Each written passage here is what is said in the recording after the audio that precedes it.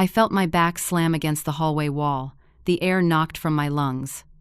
My own son stood inches from my face, his hand still pressed against my shoulder. Derek, my only child. The boy I raised alone after his father died. His eyes were cold, unrecognizable.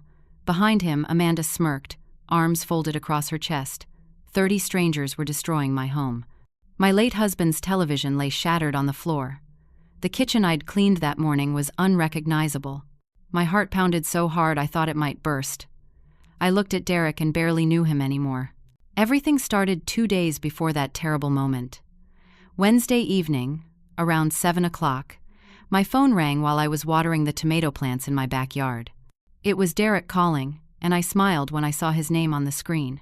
He didn't call as often as he used to, not since he married Amanda 8 months ago. I live in a modest 3-bedroom house in suburban Columbus, Ohio. My late husband Paul bought this place 38 years ago when Derek was born. Every corner holds a memory. The kitchen where Paul taught me to make his mother's pot roast. The living room where Derek took his first steps. The backyard where we planted that oak tree the year Derek turned 10.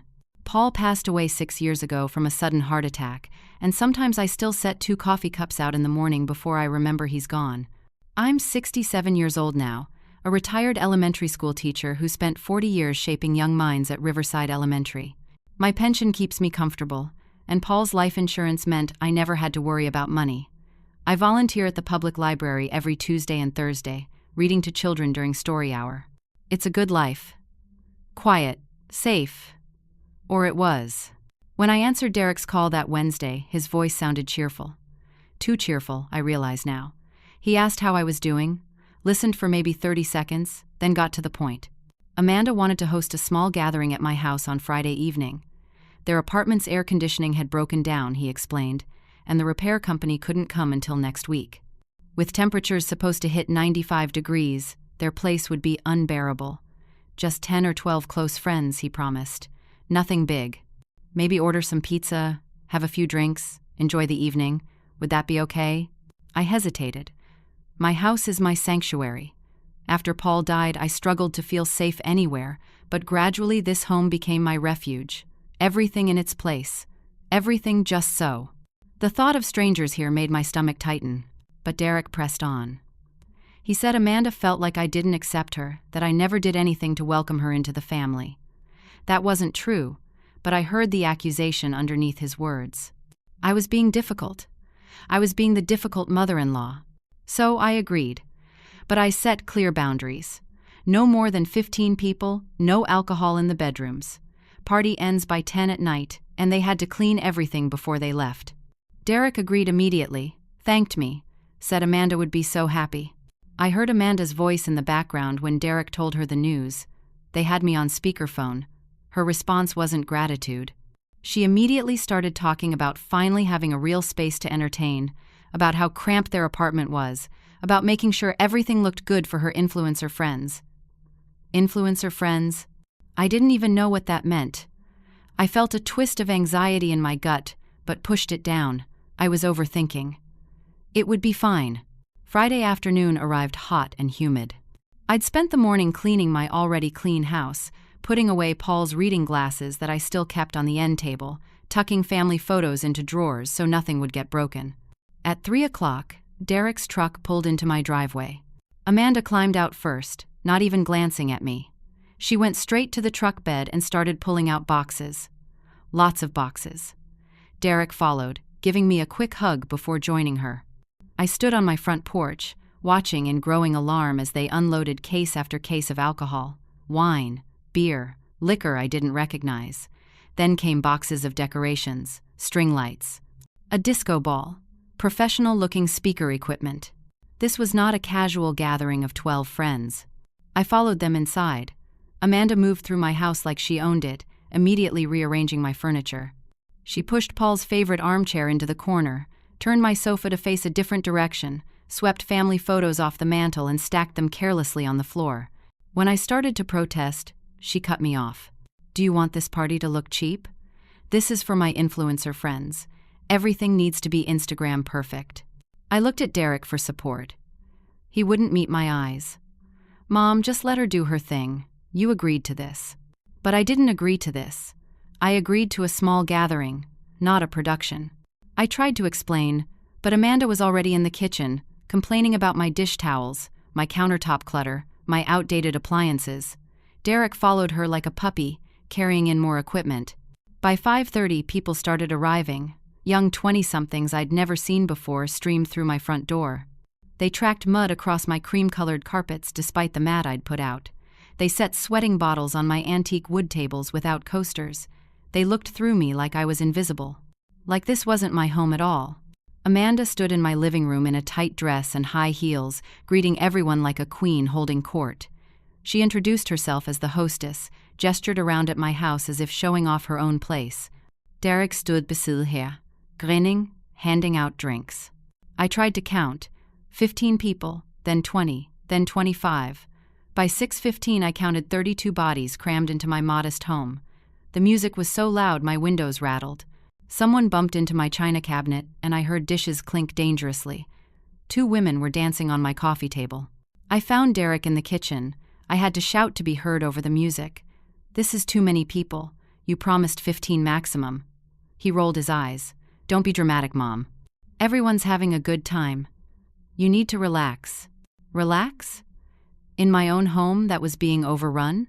At 6:45, I heard a crash that made my heart stop. I ran to the living room and felt my world tilt. My 55-inch television lay face down on the floor, the screen completely shattered. 2 drunk guests stood nearby, laughing hysterically. They'd been dancing, got too wild, knocked into the TV stand. They thought it was hilarious. That television was the last thing Paul bought before he died. He'd been so excited about it, said we'd watch old movies together. We'd watched exactly 3 movies before the heart attack took him. I'd kept that TV for 6 years as a memorial. I dusted it every week. Sometimes I'd turn it on just to feel close to him. Now it lay in pieces. I started crying. I couldn't help it. I demanded everyone leave immediately. The party was over. "Get out, all of you." Amanda appeared from somewhere, fury on her face. "Are you seriously going to ruin my party over a TV? Get over it. Derek will buy you a new one." A new one wouldn't be Paul's. I said the party was over. Everyone needed to leave right now. Derek materialized then, his face flushed from alcohol. He grabbed my arm, his grip painful, and pulled me into the hallway. The look on his face frightened me. I'd never seen him like this before. Derek's fingers dug into my upper arm as he dragged me away from the living room. We stopped in the narrow hallway between the kitchen and the bedrooms. He positioned himself between me and the party, blocking my view, trapping me. His breath smelled like whiskey. "You are not going to embarrass Amanda in front of her friends. Do you understand me?" The voice wasn't Derek's. Not my Derek. This was someone else speaking through my son's mouth. Someone cold. Someone cruel. I tried to pull my arm free, but his grip tightened. "Derek, they broke Paul's TV. This is completely out of control. You promised me this would be small and manageable." His face hardened in a way that made my blood run cold. "Dad's dead, Mom. It's been 6 years. You need to move on. It's pathetic how you cling to his stuff." The words hit me like physical blows. Pathetic. My grief was pathetic to him. The love I still carried for his father was something to be ashamed of. I felt tears spill down my cheeks. "I'm calling the police," I said, trying to sound firm. I reached for my phone in my cardigan pocket. That's when he shoved me. Hard. My back slammed against the hallway wall. Pain exploded through my shoulder blade. My head snapped back, hitting the plaster. For a moment, stars danced across my vision. I gasped, more from shock than pain. My own son had just physically assaulted me. Amanda appeared behind him like a vulture sensing weakness. She looked at me with such contempt it made my skin crawl. "Good. Now go to your bedroom and stay there until this is over. This is our house now anyway." The words didn't make sense. "What do you mean your house?" Amanda smiled, and there was nothing kind in it. She reached into her expensive leather purse and pulled out folded papers. She opened them slowly, deliberately, enjoying this moment. Derek looked away. His face flushed with what might have been guilt, but he said nothing to stop her. Amanda explained with relish. 3 months ago, when I'd been hospitalized with severe pneumonia for 4 days, Derek had used the medical power of attorney I'd given him for emergencies. That power of attorney was meant for medical decisions if I couldn't speak for myself. Instead, Derek had used it to transfer my house deed into his and Amanda's names. She showed me the document. My house. The house Paul and I had bought together, had raised Derek in, had built our entire life around. According to this paper, it belonged to them now. Technically, Amanda said, drawing out the word, you're living in our house now. We've been letting you stay here out of kindness. So you'll go to your room like a good girl, or we'll have you removed. For trespassing. The hallway spun. This couldn't be real. I looked at Derek, begging him with my eyes to say it was a joke, a misunderstanding, anything but the truth. He wouldn't look at me. He stared at his shoes like a guilty child. But he didn't deny it. He didn't correct Amanda. He just stood there, letting her destroy me. I heard laughter from the living room. I turned and saw party guests watching us, holding up their phones, filming. They were recording my humiliation, my pain, my own son betraying me. And they thought it was entertainment. I had no fight left in me. Not in that moment. I stumbled toward my bedroom, my shoulder throbbing, my heart shattered into more pieces than that television screen. Amanda's laughter followed me down the hall. I closed my bedroom door and locked it. Then I sank onto the edge of my bed, shaking. 7:20 at night. The party raged on the other side of my door, destroying my home while I sat powerless. I grabbed my phone with trembling hands and called Uncle George. George was Paul's younger brother, a retired real estate attorney who lived across town. He'd been my rock after Paul died. But the call went to voicemail. I left a message, my voice breaking. George, something terrible has happened. Derek and Amanda say they transferred my house into their names. I don't know what to do. Please call me back. Next, I tried my best friend Carol. We'd taught together at Riverside Elementary for 23 years before we both retired. Carol was at her granddaughter's dance recital. No answer. I left another desperate message. I'd never felt so alone in my life. I sat in my bedroom, listening to the destruction of everything Paul and I had built. Glass breaking, furniture scraping, voices shouting, music pounding through the walls. At 7:50, I heard a tremendous crash that sounded like my china cabinet, the one Paul's mother had given us as a wedding gift. 40 years of treasured dishes, gone. At 8 to 10, someone pounded on my bedroom door so hard the frame shook. Open up, we need the master bathroom. There was no reason they needed mine. The house had 2 other bathrooms. This was about power, about reminding me I had none. I pressed my back against the headboard and didn't answer. Eventually they went away, cursing me. At 8:30, I heard Derek and Amanda arguing in the hallway just outside my room. Their voices carried clearly through the door. Amanda shrieked about me being a problem, about me better not causing any more scenes, about building her brand tonight. Derek's response made me physically ill. She won't. She knows her place now. I knew my place. In my own home. In the house I'd lived in for 38 years. I was supposed to know my place. Something changed in me then. The grief began transforming into something else. Something harder. Something that felt like determination. I opened my laptop. My hands had stopped shaking. I needed to understand what Derek had done. I navigated to the county recorder's website and searched for my property address. There it was. The deed transfer, recorded 3 months ago while I'd been fighting pneumonia in the hospital, barely able to breathe, certainly not capable of consenting to anything.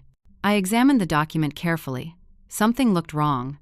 The notary signature appeared strange, almost like it had been stamped rather than signed. I zoomed in as far as the screen would allow. The notary seal looked off too. The text was slightly blurry. I searched the notary's license number in Ohio's official database. My heart started pounding. That license number didn't exist. The notary listed on the document wasn't a real notary. The entire deed transfer was fraudulent. Derek had committed a felony, possibly several felonies. If I reported this, my son would go to prison. I sat with that knowledge for a long time. The party continued destroying my house. My son had assaulted me.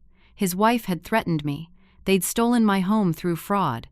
And I had the power to send them both to prison. But he was still my son. The boy I'd rocked to sleep. The child I'd nursed through fevers and nightmares. The young man I'd been so proud of when he graduated college. Could I really destroy his life? Outside my window, I saw people in my backyard. They'd moved the party outside without permission. They were trampling my garden. Someone threw a beer bottle that shattered against Paul's bird bath. A woman knocked over the ceramic planter that had been a gift from my third-grade students when I retired. It broke into pieces. Everything I loved was being destroyed while I hid in my bedroom like a prisoner in my own home. I made a decision then. I wouldn't be a victim anymore. At 9 o'clock, Uncle George finally called back. I answered on the first ring. "Cindy, I just got your message. What's going on?" I explained everything in a rush. The party, the assault, the fraudulent deed. George listened without interrupting, but I could hear his breathing grow heavier as I talked. When I finished, there was a long silence. Then George said something that changed everything. "Cindy, send me photos of that deed right now. If it's forged, Derek could face 5 to 10 years in prison. But there's another way to handle this. A way that protects Derek but destroys what Amanda's trying to do. Are you willing to fight?" I thought about Paul, about the life we'd built, about the legacy being stolen from me. "Yes. Tell me what to do." George outlined a legal strategy. First, I needed to document everything happening at the party. Photos, videos, anything showing the destruction and the number of people. Second, I needed to stay safe. If things escalated, I should call the police immediately. Third, tomorrow morning he'd start the legal process to void the fraudulent deed and file a civil suit. But I had to be strong. Amanda would fight back. Derek would beg. It would get ugly. "I can handle ugly," I told him. After we hung up, I began documenting. I took my phone and photographed everything I could see through my bedroom window. People destroying my garden.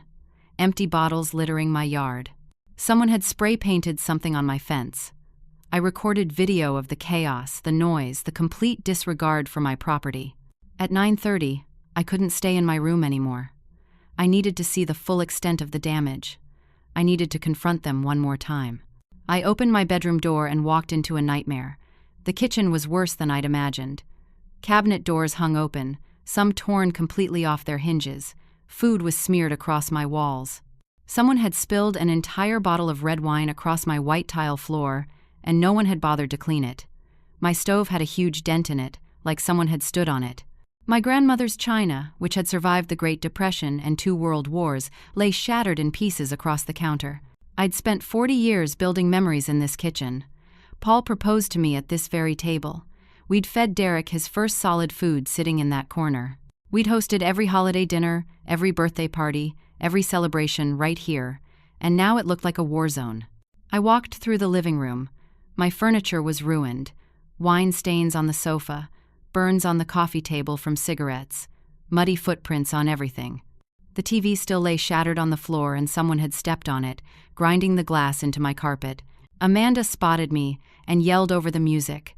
"Oh look, the old lady decided to join us." People turned and laughed.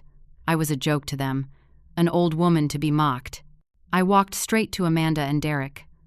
Derek was drunk, swaying slightly, his eyes glassy. I spoke loudly enough for nearby people to hear. "I need to speak with you both, privately. Now." Amanda sneered. "We're not going anywhere. Say what you need to say right here." So I did. I looked around at the watching faces, the phone still recording, and I spoke clearly. "I know about the house deed. I know what you did." Derek's face went pale. Amanda's smile faltered but returned quickly. "So what? It's done. Legal and binding. This is our house. The notary signature is forged." I checked. "That's a felony, Derek." The music was still pounding, but nearby conversations stopped. People were paying attention now, sensing real drama. Derek looked panicked. He clearly hadn't known about the forged notary. Amanda shot him a warning glance, but the damage was done. His face showed everything. "You can't prove anything," Amanda said, but her voice had lost some of its confidence. "And even if you could, are you really going to send your own son to prison? What kind of mother are you?" She turned to the watching crowd, playing to her audience. "Everyone, this is Derek's mom. She's threatening to put him in jail because we threw a party. Can you believe it?" The crowd booed me. Someone threw a wadded napkin that hit my shoulder. Another person shouted that I was a terrible mother. Someone said I should be in a nursing home. The phones kept recording, broadcasting my humiliation to whoever they sent these videos to. I stood my ground. I'm giving you one chance. End this party now. Everyone leaves. You clean everything. We talk tomorrow like adults. Amanda stepped close to me, invading my space. She was taller than me in her heels. She looked down at me with pure malice. Or what, old woman? I met her eyes. Or I call the police right now and show them the fraudulent deed. Derek grabbed Amanda's arm. Babe, maybe we should listen. Maybe this has gone too far. Amanda shook him off violently. No, she's bluffing. She won't do it. She doesn't have the spine. She turned to the DJ. Turn it up. This party is just getting started. The music became deafening. The bass shook my walls. My mother's dishes rattled in what was left of the china cabinet. Amanda spun back to face me, triumph on her face. Get out of my house. Now, before I have you physically removed. Two large men, Amanda's friends, started walking toward me. They were both over 6 feet tall, heavily built. Derek watched but made no move to stop them. He just stood there, drunk and useless, while his wife had me threatened. I pulled out my phone with shaking hands. I'm calling 911 right now. Amanda moved faster than I expected. She snatched my phone from my hand and hurled it against the wall. It shattered, pieces flying everywhere. My lifeline to the outside world destroyed. I stumbled backward, genuinely frightened now. This had escalated beyond anything I'd imagined. These two men were coming closer. The crowd watched with eager eyes, waiting for the entertainment. The men each grabbed one of my arms. Their grips were bruising. They lifted me slightly off my feet and started dragging me toward the front door. I struggled, but they were too strong. Derek stood frozen, watching his mother being assaulted and doing absolutely nothing. Amanda followed behind us, shouting, "You're trespassing! You're crazy! Derek, your mother is losing it! Maybe we need to put her in a home! She's clearly not capable of taking care of herself anymore." At 9:55, they threw me out of my own house. I landed hard on my front porch steps, my hands scraping against the concrete. Pain shot through my palms. My knees hit the edge of a step. I felt something tear in my shoulder, the same one Derek had slammed against the wall. The front door slammed shut behind me. I heard the lock click. I sat on my porch steps, bleeding from my scraped palms, bruised and battered, in shock. The party continued inside. Music, laughter, the sound of more things breaking. I looked up and down my street. Lights were on in neighbors' houses. Curtains twitched. People were watching. But no one came to help. No one even opened their door to ask if I was okay. I had no phone, no purse, no keys to get back into my house. I wore only my house slippers and a thin cardigan. The October evening was getting cold, probably down to 50 degrees. I started shivering. I'd never felt more helpless in my entire life. I sat on my own front porch, locked out of my own home, while my son and his wife destroyed everything Paul and I had built together.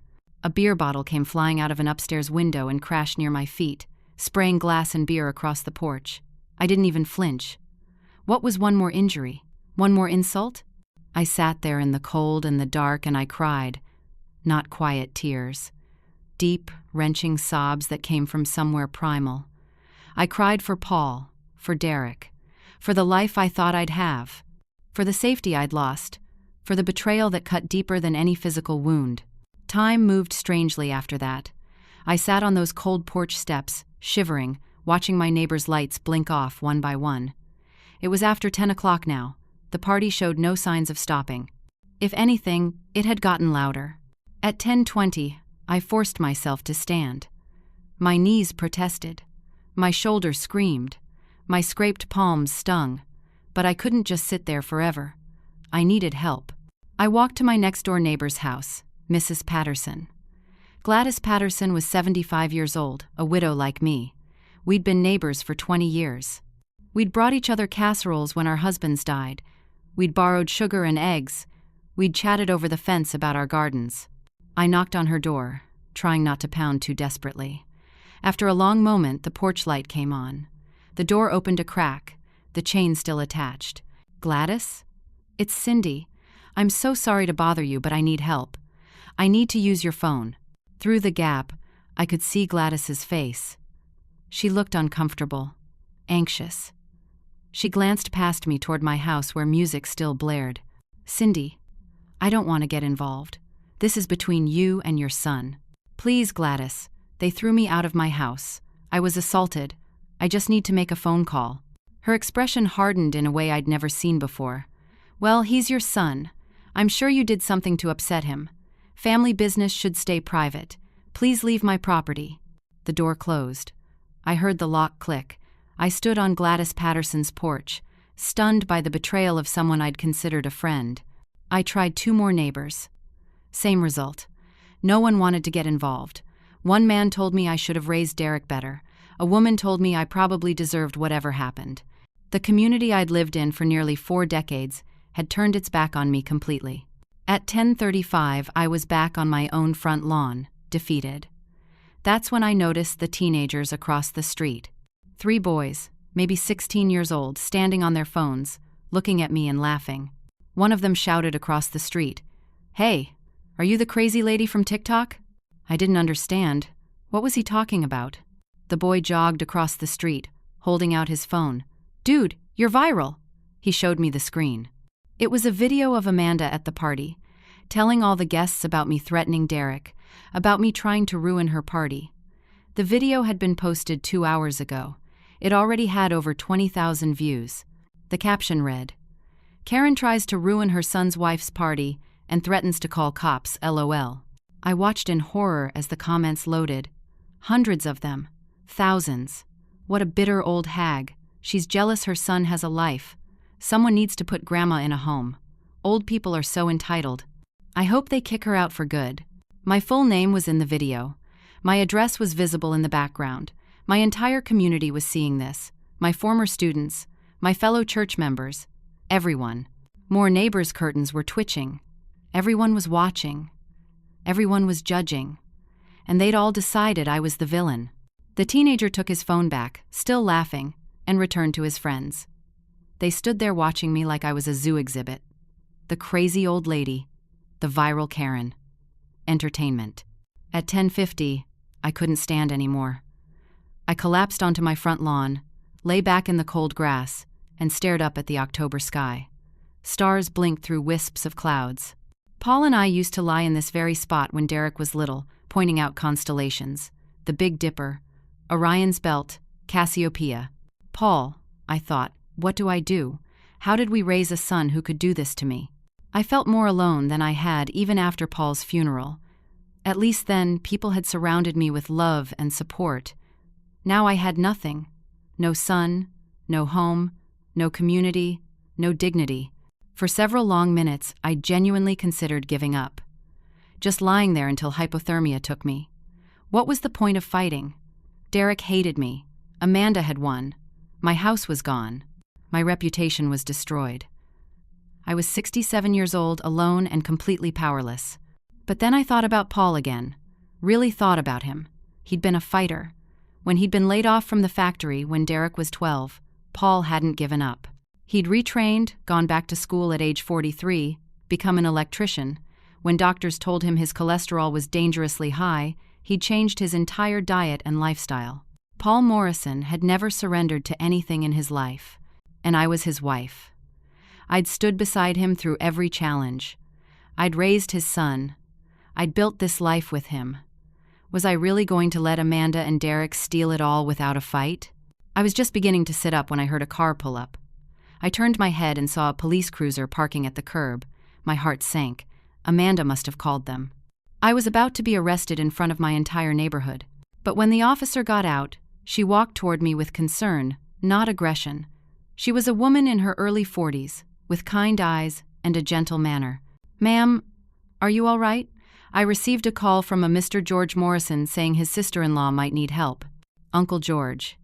He'd called the police when I didn't call him back. Relief flooded through me so strongly I started crying again. The officer, whose name tag read S. Brennan, helped me to my feet. She walked me to her patrol car, opened the back door, and helped me sit. She draped a blanket around my shoulders. The warmth was incredible. Officer Brennan sat in the front seat, turned to face me, and pulled out a notepad. "Take your time, tell me everything." So I did. I told her about the party that was supposed to be small, about the destruction, about the fraudulent deed, about Derek shoving me against the wall, about Amanda having me thrown out of my own house. I showed her my scraped palms, my bruised arms. I explained that my phone had been destroyed, that I had no way to call for help. Officer Brennan listened to every word, taking careful notes. When I finished, she looked at me seriously. "Mrs. Morrison, this is very serious. That's assault, elder abuse, and fraud. But I need to be honest with you. This is complicated because it's your son. Pressing charges means he could face significant jail time. Are you prepared for that?" I thought about it. Really thought about it. Did I want Derek in prison? No. But did I want him to face consequences for what he'd done? Yes. Absolutely yes. I don't know yet what I want to do about charges, but I do know that party needs to end. I need my house back. I need to be safe. Officer Brennan nodded. "I'm going to go inside and speak with them. I'll make sure the party ends. But Mrs. Morrison, I want you to think very carefully about your next steps. This won't be easy." At 11:15, I stood behind Officer Brennan as she knocked on my front door. Loud, authoritative knocks that couldn't be ignored. The music lowered slightly. The door opened. Derek stood there, very drunk, swaying. When he saw me with the police officer, his expression cycled through confusion, anger, and something that might have been fear. "Mom, you actually called the cops? Are you insane?" Officer Brennan held up her badge. "Sir, I need you to turn off the music and end this party. Now. And I need to speak with Amanda Morrison." Derek tried to argue. "You can't just come in here. You need a warrant." Officer Brennan's voice stayed calm but firm. "Sir, I have a report of assault and elder abuse. I don't need a warrant. Step aside." Amanda appeared, and I watched her instantly transform. Her angry, cruel expression melted into something sweet and concerned. "Officer, there's been a misunderstanding. Derek's mom has dementia. She gets confused sometimes. We're taking care of her. This party was actually a small family gathering that she misunderstood." I felt fury rise in me. "I do not have dementia." Officer Brennan looked between us. "Ma'am, I'll need to see identification and proof of residence." Amanda's smile grew smug.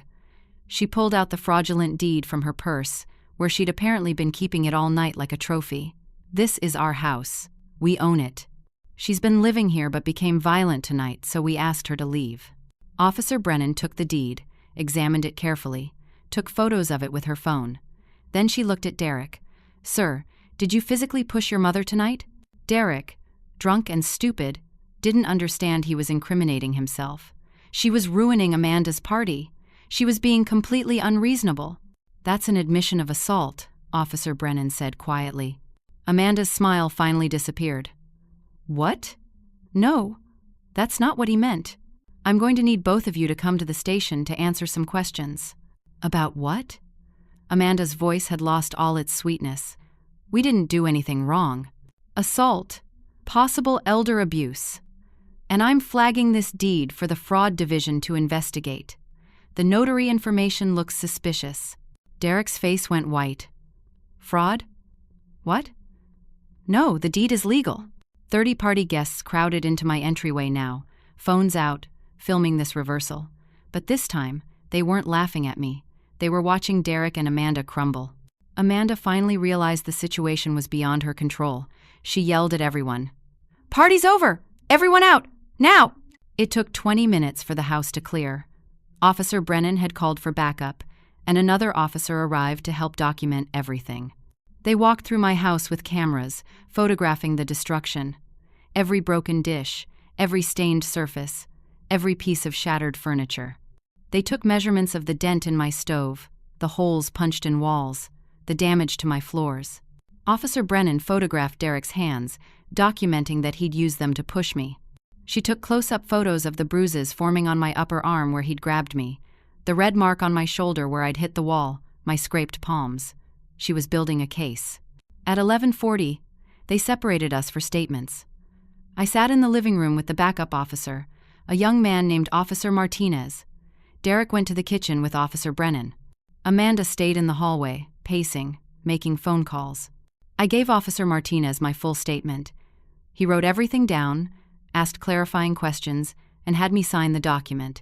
Then we waited. I could hear Officer Brennan questioning Derek in the kitchen. Her voice stayed calm and professional, but I could hear Derek's responses getting more emotional, more defensive. At one point, he started crying. Around midnight, Officer Brennan emerged from the kitchen. Her face was serious. She gestured for me to join her outside on the porch, away from Derek and Amanda. "Mrs. Morrison, your son made some important admissions. He confirmed that Amanda arranged the deed transfer while you were hospitalized. He admitted he didn't verify the notary's credentials. He said Amanda found the notary online and paid them $200. He also admitted to pushing you, though he claims you were being dramatic and he barely touched you." I felt my heart sink despite everything. Hearing it confirmed made it real in a way it hadn't been before. My son had really done this.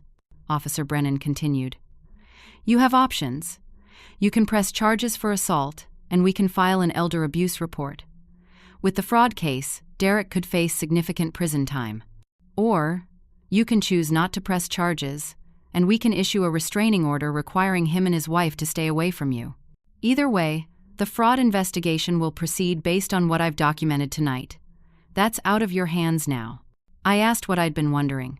If I don't press charges, what happens to Derek? He'll still face the fraud investigation.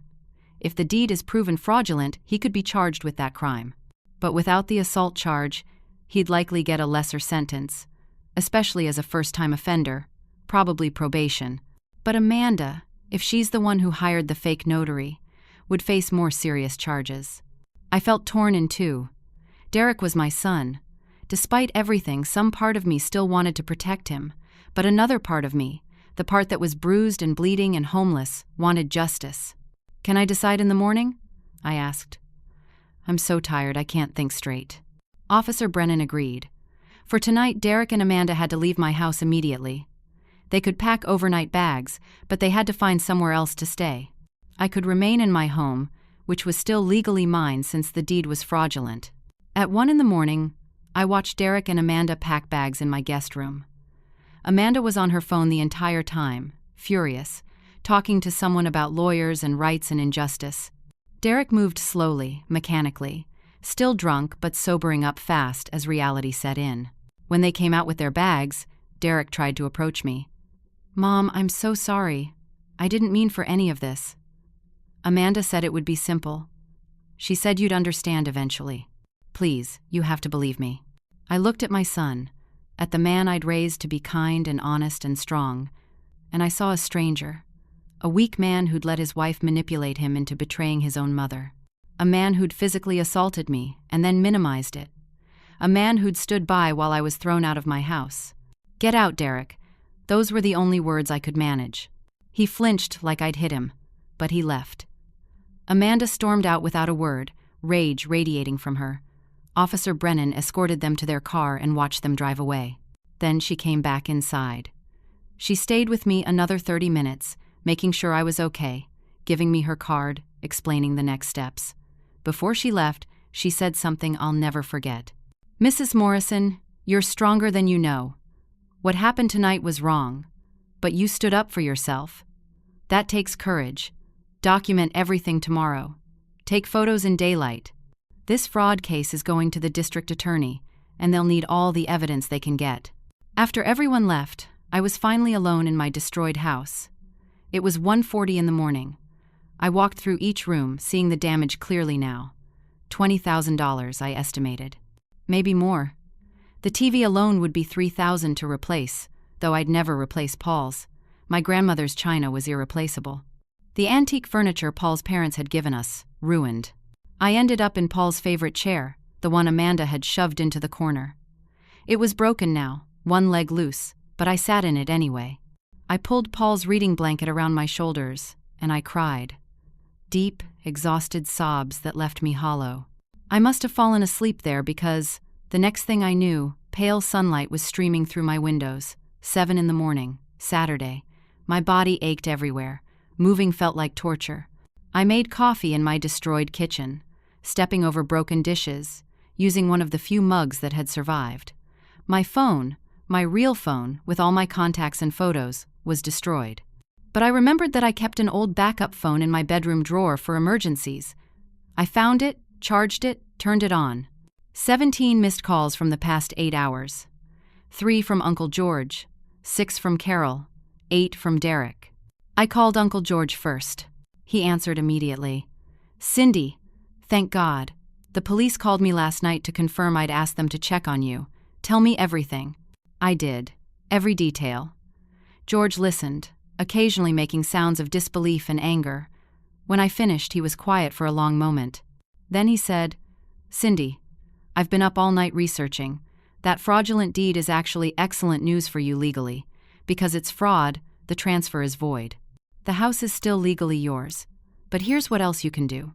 Ohio law allows you to sue Derek and Amanda for fraud, elder abuse, conversion of property, and intentional infliction of emotional distress.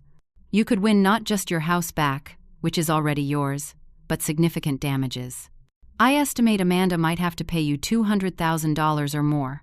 Plus, they'll both face criminal charges. $200,000? The number seemed impossible. George continued. Derek might get probation since he's a first offender and your son, but Amanda, as the one who hired the fake notary and orchestrated this, could face real prison time. 3 to 7 years is likely. But Cindy, you have to be willing to go all the way. This will get ugly. Derek will beg. Amanda will threaten. Are you ready to fight? I thought about everything that had happened.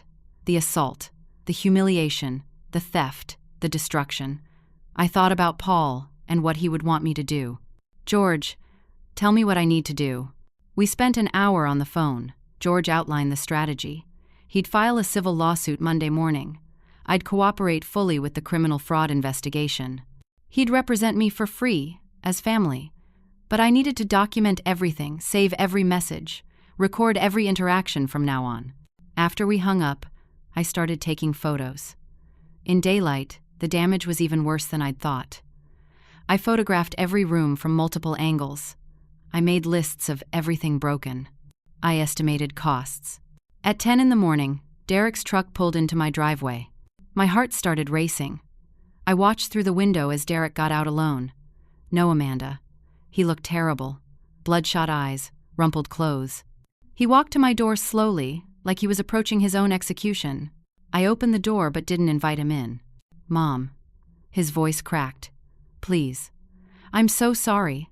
I messed up so badly. Amanda convinced me the deed thing would be easier for estate planning. I didn't know the notary was fake. I swear I didn't. Please, you have to believe me. I said nothing, just watched him. The police called me this morning. They said I might be charged with fraud and assault.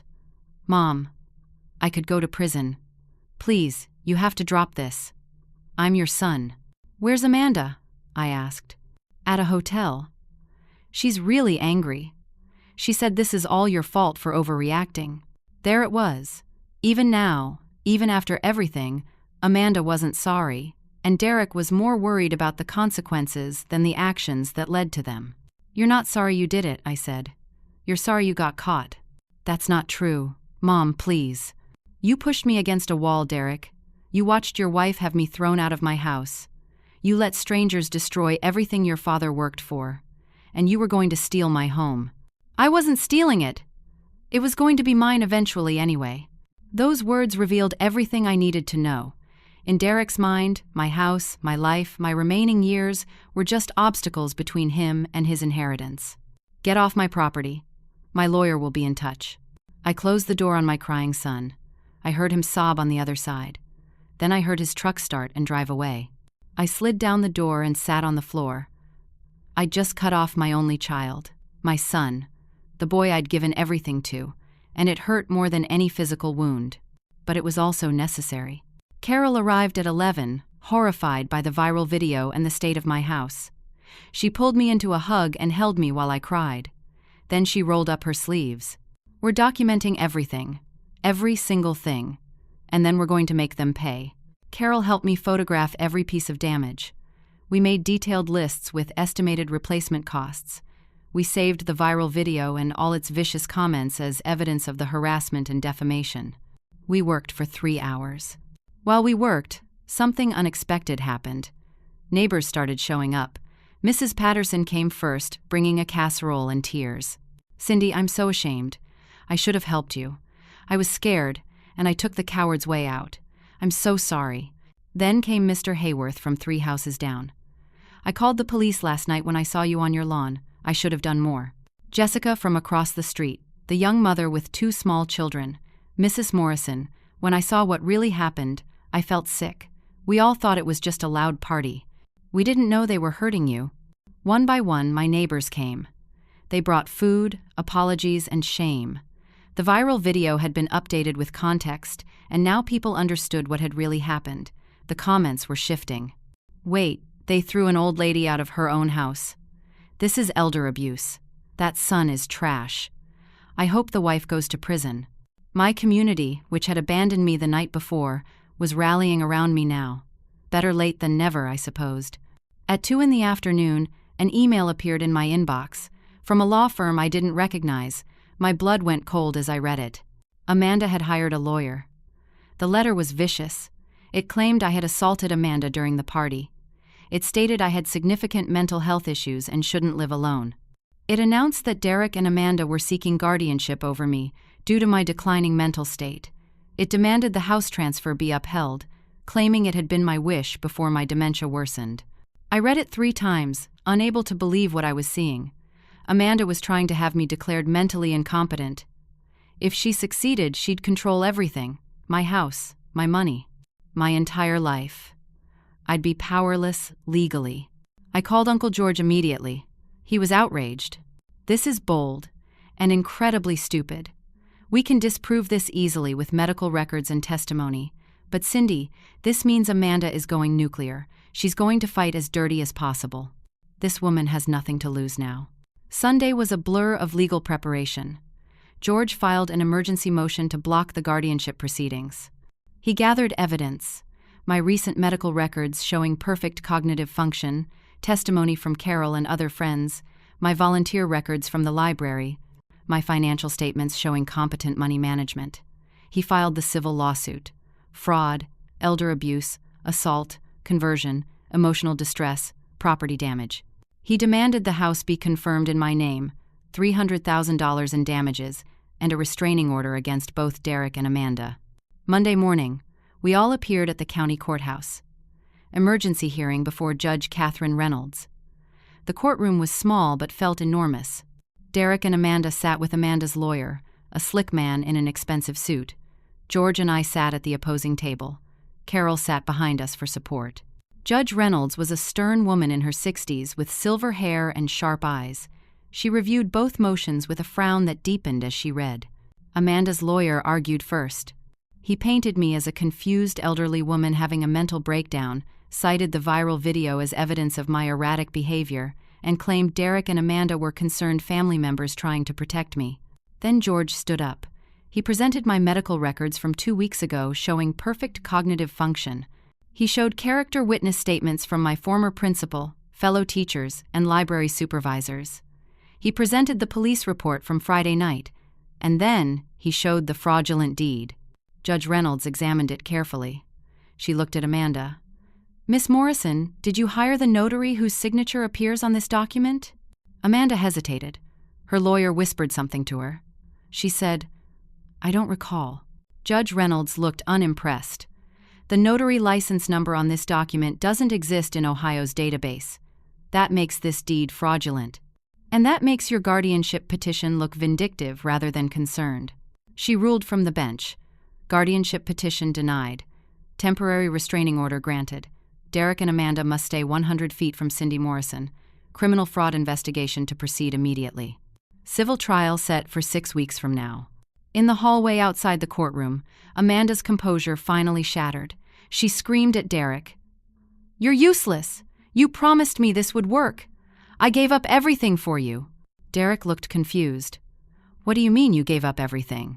And then Amanda, in her rage, told the truth. She'd targeted Derek specifically because I owned my house outright. She had gambling debts, $90,000 owed to a bookie.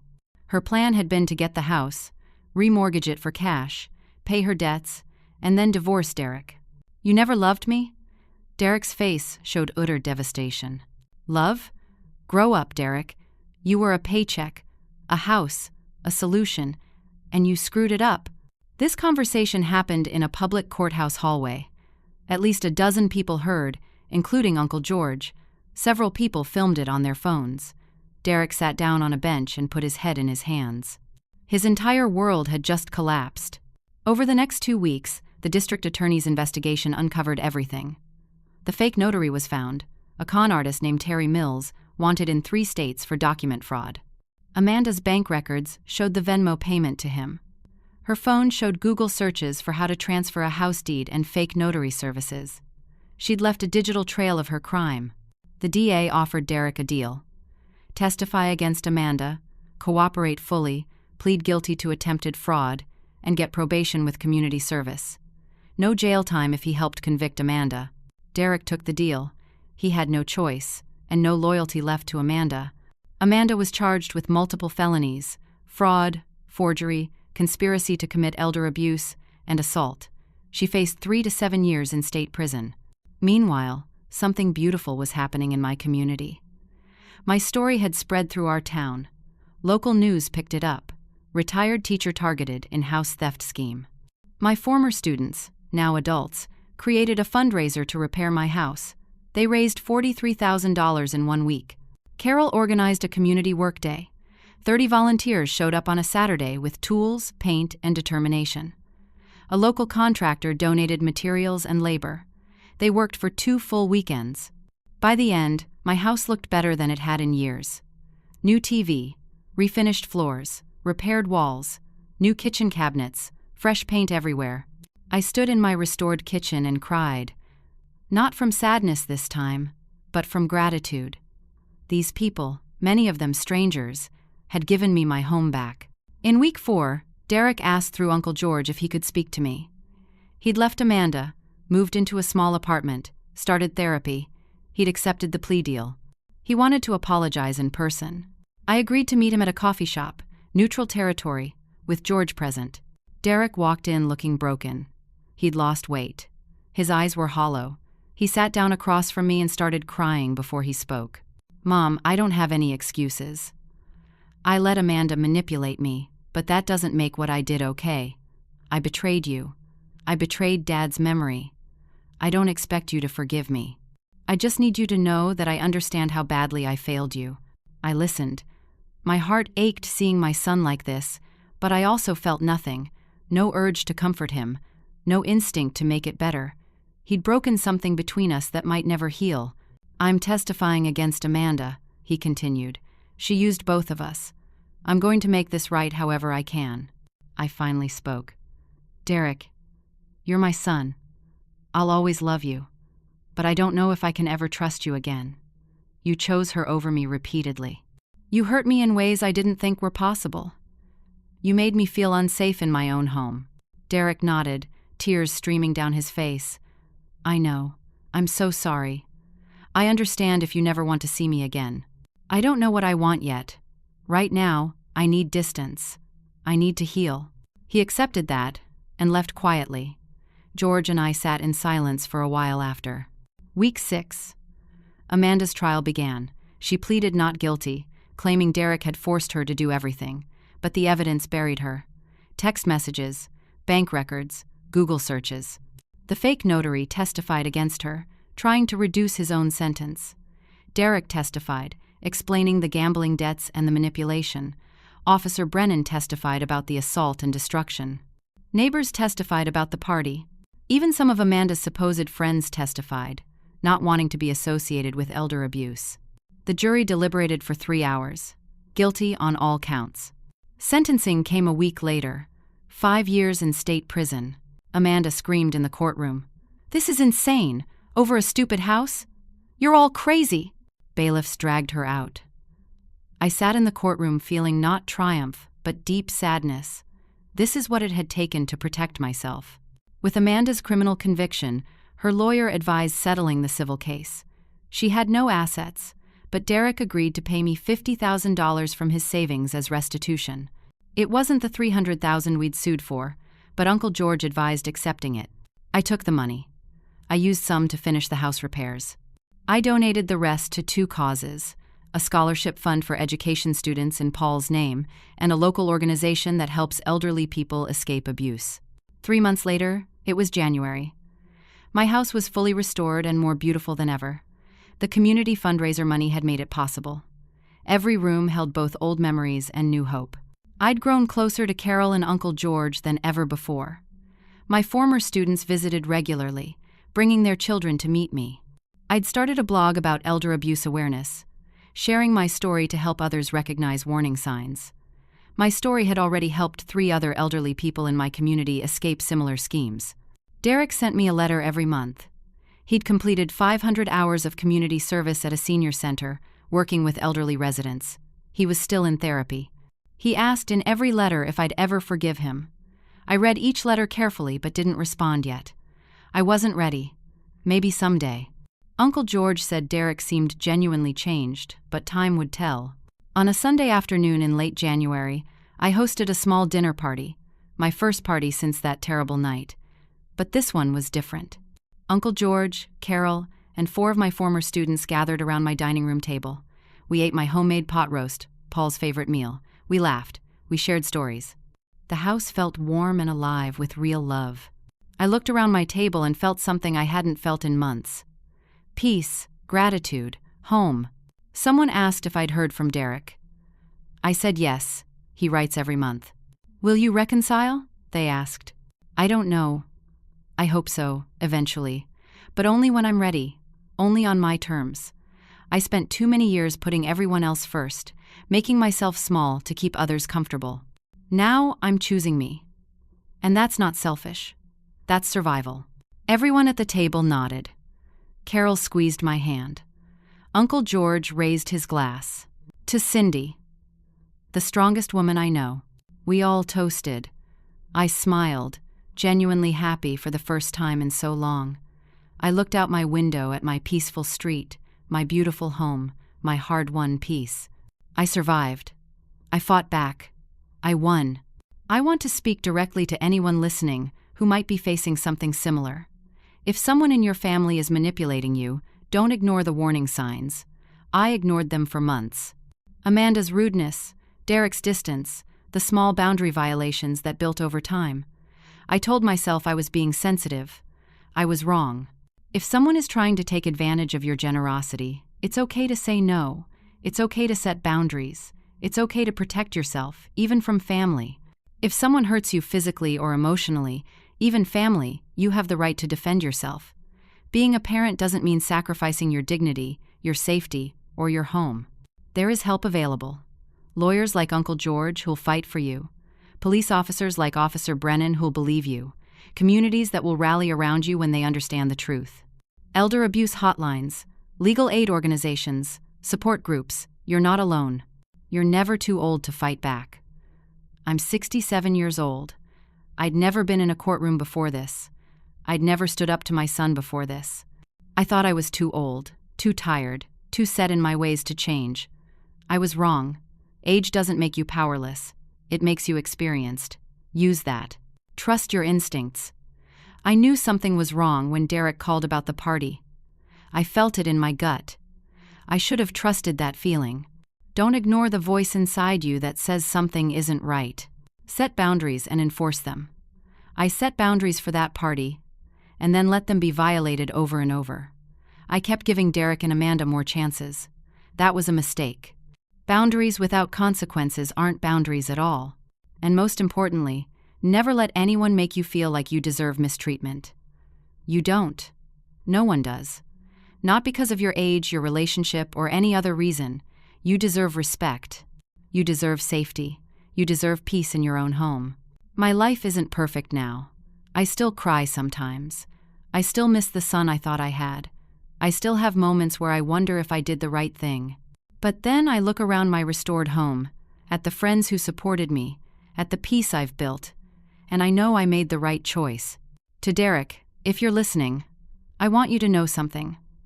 I do still love you. You're my son. That will never change. But love doesn't mean accepting abuse. Love doesn't mean letting you destroy me to protect you. Real love means holding people accountable, even when it's hard. Especially when it's hard. Maybe someday we'll rebuild our relationship. But it will be different. It will be healthier. It will be on terms where we both respect each other. To Amanda, I hope prison gives you time to reflect on your choices. I hope you get help for your gambling addiction. I hope you learn that people aren't things to be used. I don't hate you. I pity you. You threw away your freedom, your future, your chance at a real life, all for money you didn't need to steal. There were other ways, better ways. I hope you find them. To everyone else listening, remember this: you are stronger than you think, you are braver than you know, and you are worth fighting for. Don't wait until it's too late. Don't make excuses for people who hurt you. Don't sacrifice yourself trying to keep peace. Sometimes peace costs too much. Fight back, stand up, protect yourself. You deserve it. Now I have a question for all of you. Have you ever faced a situation where you had to choose between family loyalty and self-protection? How did you handle it? What would you have done in my situation? I'd love to hear your thoughts in the comments below. Your story might help someone else who's struggling right now. If this story resonated with you, please like this video. It helps others find it who might need to hear it. Subscribe to this channel for more stories about real people facing real challenges and finding the strength to overcome them. And please share this video with anyone you think might benefit from hearing it. You never know who in your life might be silently suffering through something similar. Thank you for listening to my story. Thank you for being here. Thank you for caring about an old teacher from Ohio who learned she was stronger than she ever imagined. I wish you all safety, peace, and the courage to fight for the life you deserve. Take care of yourselves. And remember, it's never too late to stand up for yourself. Never.